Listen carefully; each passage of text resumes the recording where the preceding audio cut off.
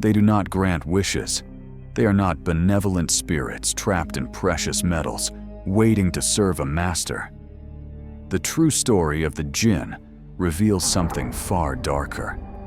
Ancient entities of the desert, whose very nature chillingly aligns with an insatiable hunger for life itself. Forget everything pop culture has taught you. Prepare to have your understanding of these powerful beings shattered as we unveil their true and terrifying vampiric origins. In this documentary, we will travel back to long before the Arabian Nights, exploring forgotten texts and esoteric knowledge from the pre-Islamic Arabian Peninsula. We will investigate how these creatures' elemental command over winds and sandstorms shaped humanity's earliest fears. More than that, we will trace the direct line between the Djinn and the archetype of the vampire, a thirsting shadow that seeks not only blood, but physical exhaustion, vitality, and the very essence of the human soul. By the end of this video, you will understand why the Djinn is the ultimate embodiment of ancestral terror, and how this invisible threat still echoes in our modern fears and unexplained phenomena. You will never look at the desert or at the shadows in your bedroom the same way again. To understand the true nature of the Djinn, we must first completely destroy the childish image that film and modern literature have perpetuated over the last century. Forget the blue, jovial genie confined to a lamp, ready to serve the whims of a human master. That is a recent and dangerous distortion of reality. Forgotten texts and esoteric knowledge reveal that there are no benevolent spirits eagerly waiting to grant wishes, but entities of pure ancestral terror. The true story, unearthed from ancient manuscripts, points to creatures that serve no one but their own ravenous appetites. Appetites utterly incomprehensible to the limited human mind. We must turn our gaze back to the primordial desert landscape, long before the rise of great cities or the monotheistic religions that tried to explain or tame these beasts. In the ancient Arabian Peninsula, where the sun scorches the skin and the horizon dissolves into endless, treacherous dunes, the genuine fear that gave birth to the legend of the Djinn was born. It was a world of absolute silence and invisible dangers, where daily survival depended on respecting forces that could not be seen, but could be felt in the marrow of one's bones. In these vast, desolate voids, the Djinn was not a fable to frighten children, but a lethal reality that stalked solitary travelers. The connection these entities have with the physical world is visceral and terrifying. They are not ghosts of the dead, but direct manifestations of primordial chaos and the untamable elements of nature. Their essence is intrinsically tied to the scorching desert winds and the sudden sandstorms that swallow entire caravans without leaving a trace or an explanation. They are described in pre-Islamic texts as being made of a pure and volatile energy, often associated with pestilent winds and storms, predating the very creation of humanity itself. To understand the Djinn is to understand that the earth itself, in its most hostile and uninhabitable moments, possesses a predatory consciousness. This elemental nature makes the Djinn far more unsettling than any conventional demon, for they do not operate under the human morality of good and evil, but under the cold logic of predation and territory. They shaped the fears and beliefs of the earliest humans, not through magical pacts, but through a reign of psychological and physical terror over those who dared to invade their sacred domains. As we unravel the comforting myths of pop culture, we are left facing a raw and disturbing truth. We are dealing with ancient forces that see humanity not as masters of the lamp, but as weak and vulnerable intruders. As we dive into the whispers of the sands, we unearth forgotten knowledge that predates modern civilizations by millennia, revealing the genesis of the Djinn in the myths of the ancient Arabian Peninsula and in pre-Islamic texts. These archaic records and fragments of Bedouin folklore do not describe magical servants, but sovereign entities that already ruled the desert long before the first human footprint marked those harsh and merciless lands. The archaeology of the occult shows us that the original conception of these beings was tied to a brutal reality, where the supernatural was not a matter of belief, but a brutal imposition of daily survival. These ancient narratives paint a raw portrait of creatures born from isolation, grounding the terror that would go on to haunt the collective imagination for ages.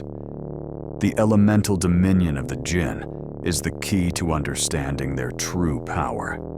They are the living embodiment of the desert's scorching winds, its suffocating sandstorms, and the primordial chaos of nature.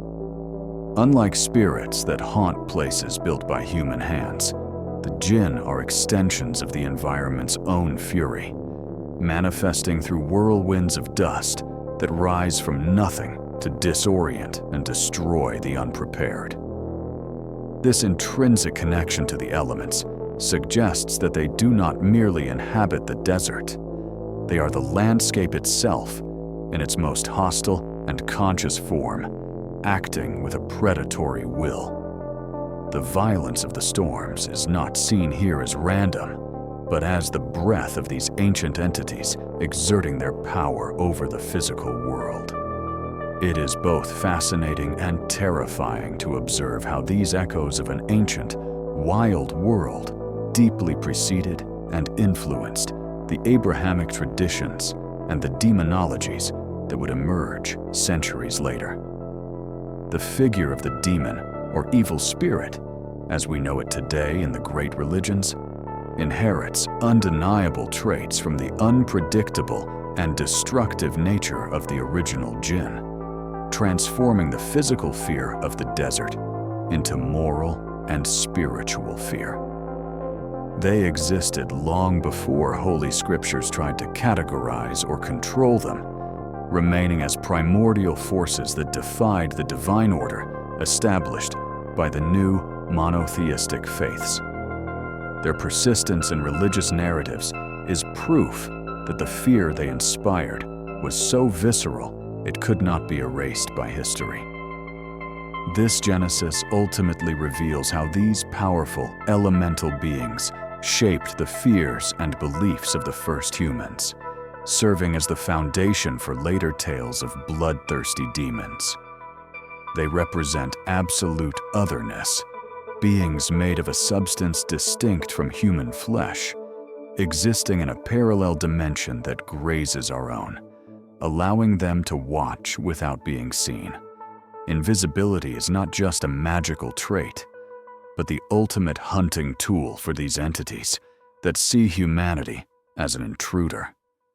To understand their origin is to accept that humanity has always been the prey in a spiritual ecosystem, far vaster, older, and more dangerous than we ever imagined. As we step into the thirsting shadow, we establish a disturbing and direct connection between the Djinn and vampiric entities, revealing a predatory nature that goes far beyond the simple consumption of physical blood. Esoteric research suggests that the veracity of these creatures is not limited to flesh, but focused on the sustenance drawn from the very essence of the human being, paralyzing fear, vibrant vitality, and the strength of the soul. This perspective reclassifies the Djinn not as a mere territorial spirit, but as a sophisticated predator that feeds on vital energy, draining its victims in an invisible and insidious way. The true nature of these entities aligns chillingly with an insatiable hunger for life itself, making them the original vampires of the ancient world. Historical accounts and desert folklore are filled with stories of extreme exhaustion, where brief encounters with these entities result in devastating physical and psychological depletion for the traveler. Unlike the attack of a wild animal that leaves visible wounds, the attack of the Djinn leaves the victim like an empty shell, stripped of will and energy, a state that many ancient healers associated with the theft of the soul. These narratives describe a supernatural lethargy that falls upon those who cross paths with a Djinn, suggesting that the entity has fed on the person's life force to sustain its own immortal existence. It is an intimate and profound violation, where the human being involuntarily serves as a battery for the continued existence of the monster. This behavior reveals a fundamental shared archetype, indicating that the predatory nature of the Djinn mirrors and predates the vampiric legends that would arise centuries later in various European and Asian cultures. Before the Count of Transylvania or the blood-sucking demons of the East, the desert already harbored this threat that drained life under the cover of night or in the blindness of sandstorms. The modern vampire, aristocratic and pale, is nothing more than a softened cultural evolution of this raw, elemental force that never needed physical bites to consume humanity. The Djinn represents the purest and most archaic form of this evil, an entity that requires our diminishment to ensure its own expansion.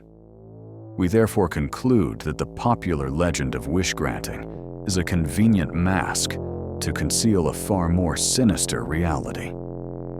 The sustenance of the Djinn depends on our vulnerability. They do not grant wishes.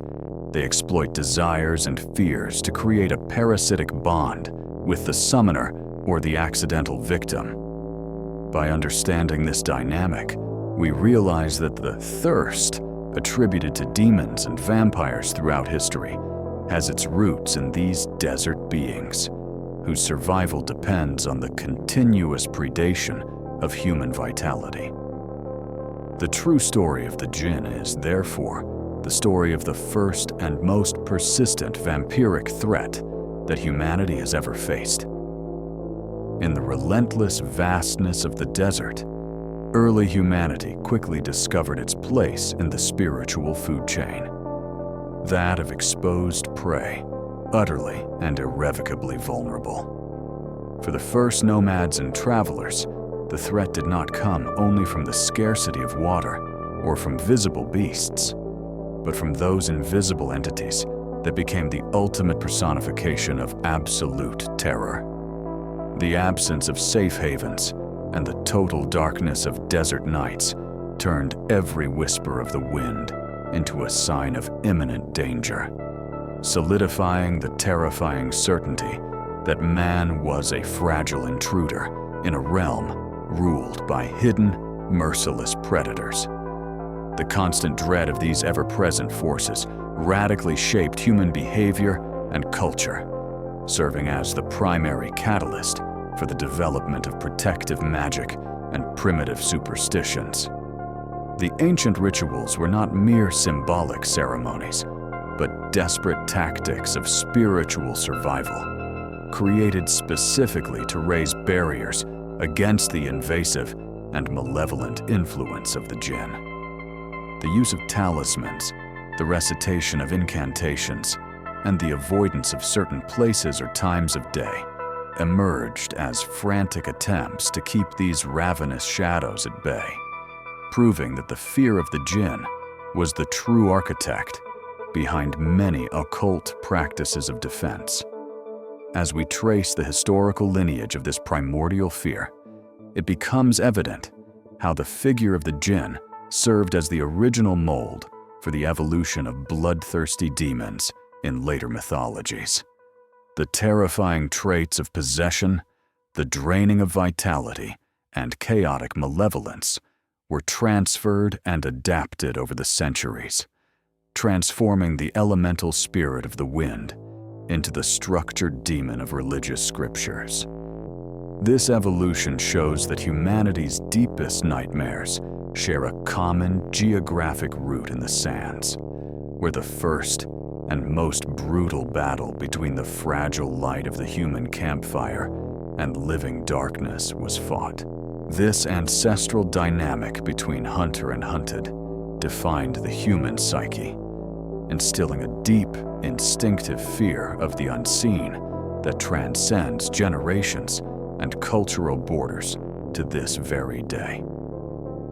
The vulnerability felt by our ancestors in the presence of the Djinn echoes in our visceral reaction to the unknown and to the dark, suggesting that these entities left a permanent scar on the collective consciousness of our species.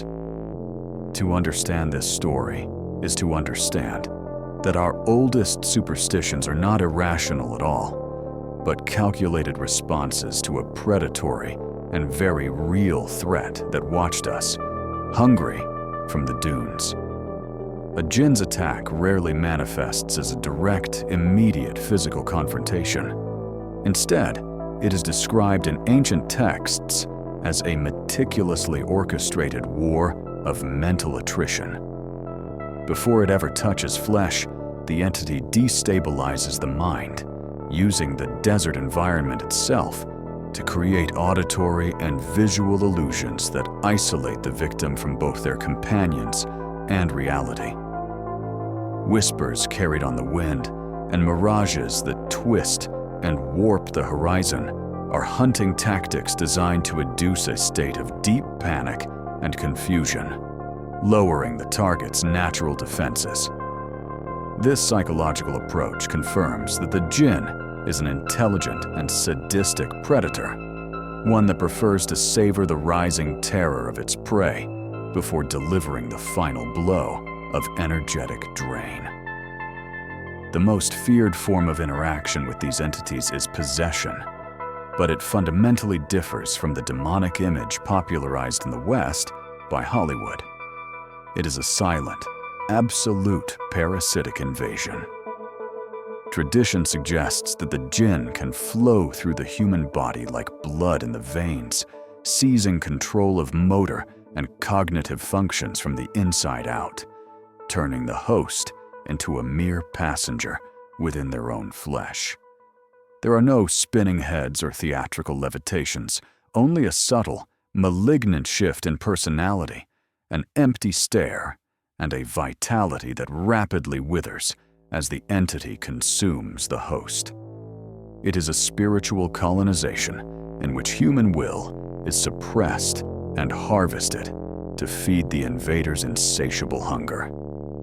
The physical aftermath for those who survive a direct encounter or an attempted possession is described in folkloric records as devastating and often irreversible.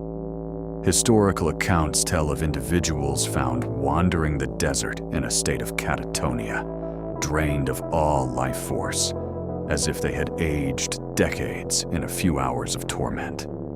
This supernatural exhaustion is not mere fatigue, but a depletion of the very essence of life, where the victim remains biologically alive, yet spiritually hollow and broken.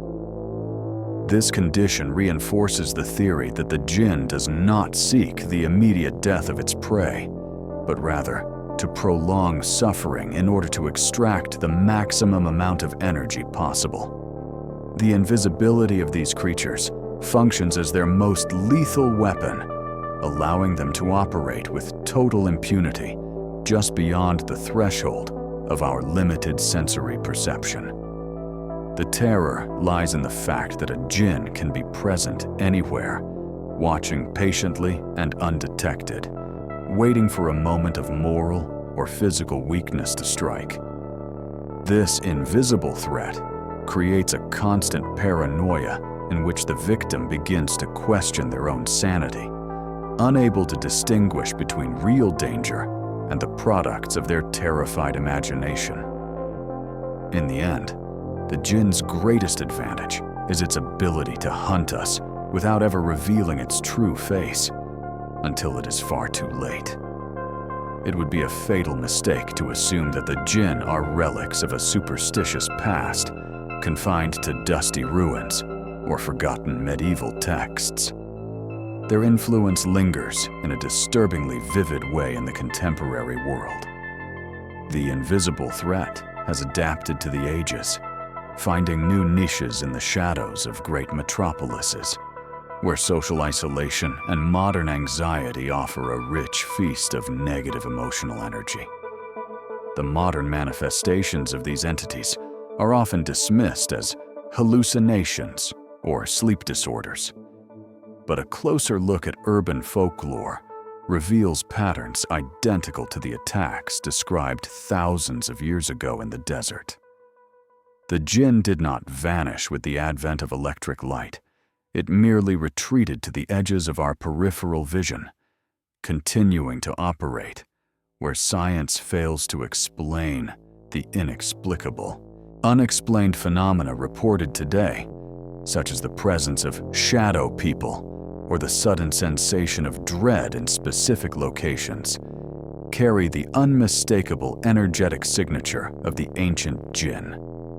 Testimonies of encounters with entities that drain the will to live or induce sleep paralysis echo the legends of vital exhaustion caused by these desert predators, suggesting a terrifying continuity.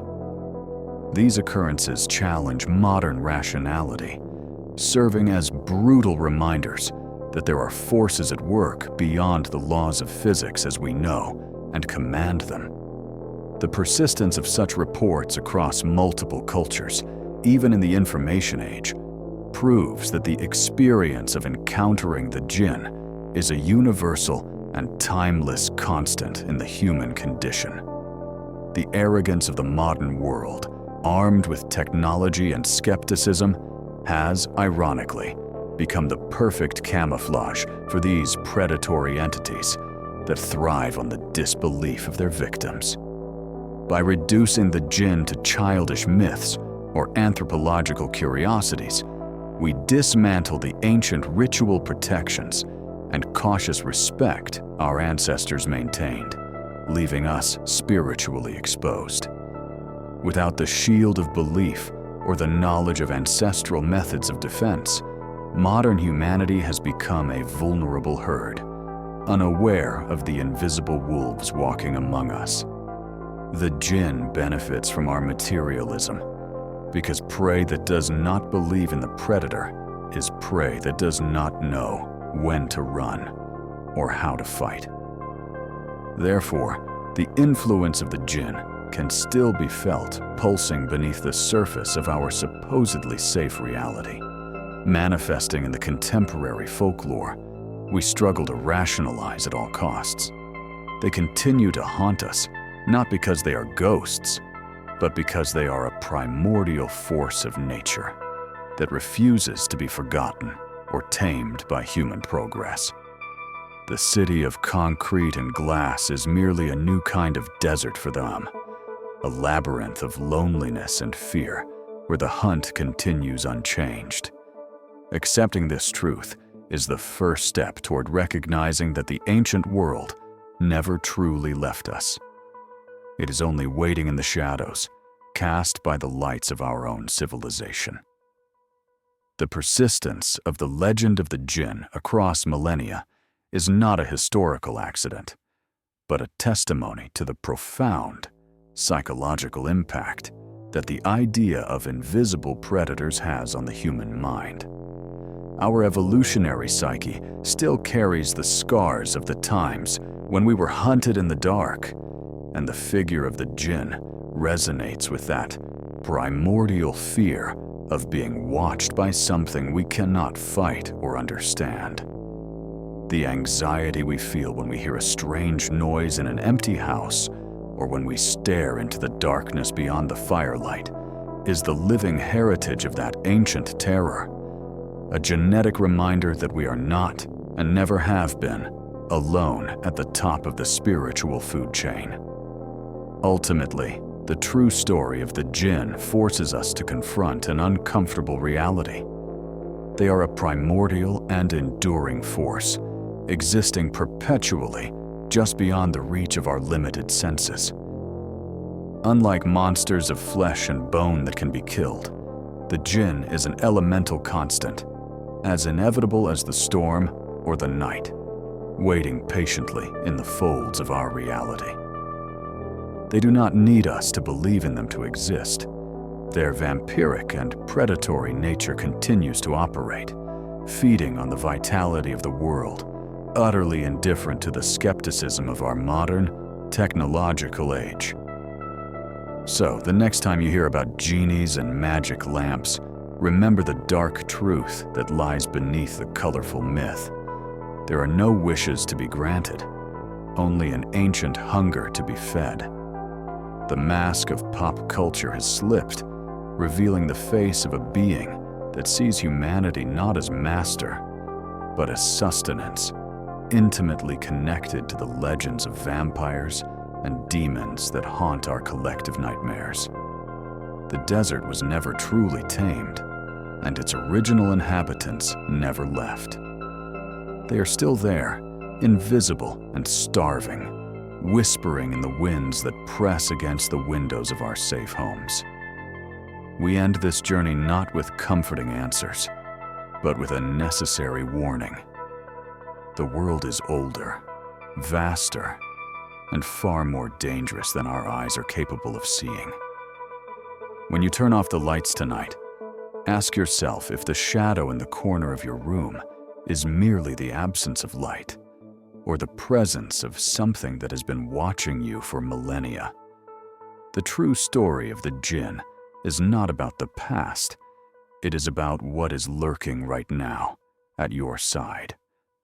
Sleep well, if you can.